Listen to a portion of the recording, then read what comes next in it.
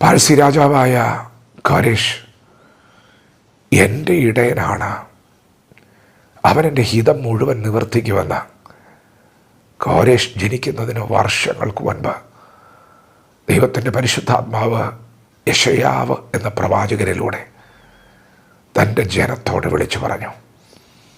നിങ്ങളുടെ ഉദ്ധാരണത്തിന് വേണ്ടി, ദൈവജനത്തിൻ്റെ വിടുതലിന് വേണ്ടി ഞാനൊരുവനെ എഴുന്നേൽപ്പിക്കും. പ്രിയപ്പെട്ടവരെ, കോരേഷ് ഒരു യഹൂദനല്ല.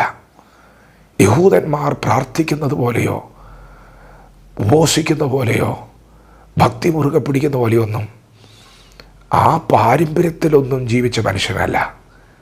പക്ഷേ അവൻ ജനിക്കുന്നതിന് മുമ്പ് ദൈവത്തിന് അവനെക്കുറിച്ച് നിർണയം ഉണ്ടായിരുന്നു.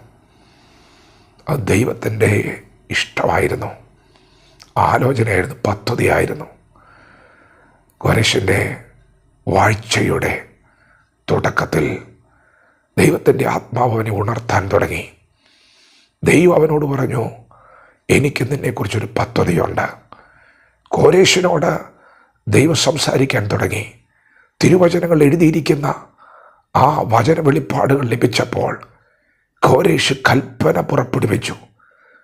സ്വർഗത്തിലെ ദൈവമായ യഹോവ ഈ ഭൂമിയിലെ സകല രാജ്യങ്ങളെയും എനിക്ക് തന്നിരിക്കുകയാണ്.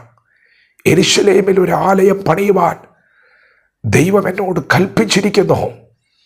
ആലയത്തിൻ്റെ പണി നടക്കട്ടെ. ദൈവത്തിൻ്റെ ജനം ആലയത്തിൻ്റെ പണിക്ക് വേണ്ടി പുറപ്പെടട്ടെ. പ്രിയപ്പെട്ടവരെ, കോരേഷിനോട് ദൈവം ഒരാലോചന പറഞ്ഞപ്പോൾ അത് തന്നോടുള്ള ആലോചനയാണ്, അത് തൻ്റെ ഉത്തരവാദിത്വമാണ്, അതെന്നിൽ നിക്ഷിപ്തമായിരിക്കുന്നതാണ്, ഞാൻ ചെയ്യേണ്ടതാണ് എന്നുള്ള ബോധ്യത്തിലേക്ക് വന്നപ്പോൾ അടുത്തത് കോരേഷിൻ്റെ നാവിൽ നിന്ന് പുറത്തു വന്നത് കൽപ്പനയാണ്, അധികാരത്തിൻ്റെ വാക്കുകളാണ്. പാഴ്സി രാജാവായ കോരേഷിന് ഞാൻ പേർഷ്യയുടെ രാജാവാണെന്ന് പറഞ്ഞാൽ പോരെ. അങ്ങനെയല്ല കോരേഷ് പറഞ്ഞത്. കോരേഷ് പറഞ്ഞു, സ്വർഗത്തിലെ ദൈവമായ യഹോവ, ഭൂമിയിലെ സകല രാജ്യങ്ങളെയും ഭരിക്കുന്നവനായ ദൈവം എനിക്ക് കൽപ്പന തന്നിരിക്കുകയാണ്. ആ കൽപ്പന ഞാൻ സ്വീകരിക്കുകയാണ്. ഈ ഭൂമിയിലെ സകല രാജ്യങ്ങളെ ദൈവം എനിക്ക് തന്നിരിക്കുന്നു. പ്രിയപ്പെട്ടവർ, ഇവിടെ നിന്നുകൊണ്ടൊരാലോചന പറയാം.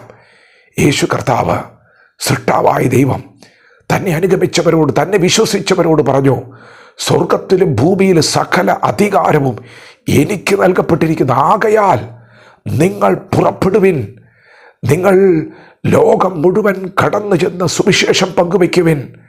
നിങ്ങൾ വിശ്വസിക്കുന്നവരെ പിതാവിൻ്റെയും പുത്രൻ്റെയും പരിശുദ്ധാത്മാവത്തിൽ സ്നാനം കഴിപ്പിച്ച് ഞാൻ നിങ്ങളോട് കൽപ്പിച്ചതൊക്കെ പ്രമാണിപ്പാൻ തക്കവണ്ണം അവരെ ഉപദേശിച്ച് സകല ജാതികളെ ശിഷ്യരാക്കിക്കൊള്ളുവിൻ. ഇത് ദൈവം യേശുക്രിസ്തുവിൽ വിശ്വസിക്കുന്ന നിങ്ങൾക്ക് നൽകുന്ന കൽപ്പനയാണ്. സ്വർഗത്തിലും ഭൂമിക്കും അധികാരമുള്ളവൻ്റെ അധികാര കൈമാറ്റം. പുറപ്പെടുവിൻ, ലോകം മുഴുവൻ പോകുവിൻ, സകല ജാതികളെ ശിഷ്യരാക്കുവിൻ, ഞാൻ നിങ്ങൾക്ക് അധികാരം തരികയാണ്. അധികാരം ലഭിച്ച കോരേഷ് കൽപ്പന പുറപ്പെടുവിച്ചപ്പോൾ പ്രിയപ്പെട്ടവരെ, ഒരു ജനത ഉണരുകയാണ്, ഒരു ജനത ഉണരുകയാണ്. ഇന്ന് പകൽക്കാലം നിങ്ങളോട് ദൈവം തൻ്റെ വചനത്തിലൂടെ ഇടപെട്ടെങ്കിൽ ഇത് ഉണർവിൻ്റെ സമയമാണ്. ദൈവം നിങ്ങളെ ഉണർത്തുകയാണ്. കോരേഷ് ഉണർന്നപ്പോൾ പ്രവാസത്തിൽ കിടന്ന യഹൂദ ഉണർന്നു, പ്രവാസത്തിൽ കിടന്ന ബെന്യാമീൻ ഉണർന്നു. യഹൂദയോടൊരു ചോദ്യം, യഹൂദയെ നീ എന്താണ് ഉണരുന്നത്? യഹൂദ പറയുകയാണ്, എൻ്റെ മേലൊരു പ്രവചനം കിടക്കുന്നുണ്ട്, ഞാനും ഒരു ആലോചന കേട്ടിട്ടുണ്ട്, എന്നോടും ഒരു ആലോചനയുണ്ട്. യഹൂദ ഒരു ബാലസിംഹമാണ്, അവൻ ഇര പിടിച്ചു കയറുന്നവനാ, അവൻ പതുങ്ങിക്കിടക്കുകയാ, അവകാശമുള്ളവൻ, രാജ്യത്വത്തിൻ്റെ ചെങ്കോൽ യഹൂദായിൽ മറഞ്ഞിരിക്കുകയാ. പ്രിയപ്പെട്ടവരെ, എങ്ങനെ അവൻ ഉണരാതിരിക്കും? നിന്റെ അകത്ത് വീണ ചില ആലോചനകളുണ്ട്, നിന്നോട് ദൈവം വ്യക്തിപരമായി പറഞ്ഞ ചില വാഗ്ദത്തങ്ങളുണ്ട്. ഇത് ഉണർവിൻ്റെ കാലമാണ്, ഇത് അന്ത്യകാലമാണ്. ദൈവം നിന്നെ വിളിച്ചത്, ദൈവം നിന്റെ വായ മൂർച്ചയുള്ള വാൾ പോലെ മൂർച്ച കൂട്ടിയത്, ദൈവം നിന്നെ മിനുക്കി അമ്പാക്കി പൂണിയിൽ മറച്ചത് ഇന്ന് പകൽ എഴുന്നേറ്റ് പ്രകാശിക്കാനാണ്. ഇസ്രായേലെ, നീ എൻ്റെ ദാസൻ, ഞാൻ നിന്നിൽ മഹത്വീകരിക്കപ്പെടും. ബെന്യാമിൻ ഉണരുകയാണ്. ബെന്യാമിനെ, നീ എന്താണ് ഉണരുന്നത്? എന്നോട് ഒരാലോചനയുണ്ട്.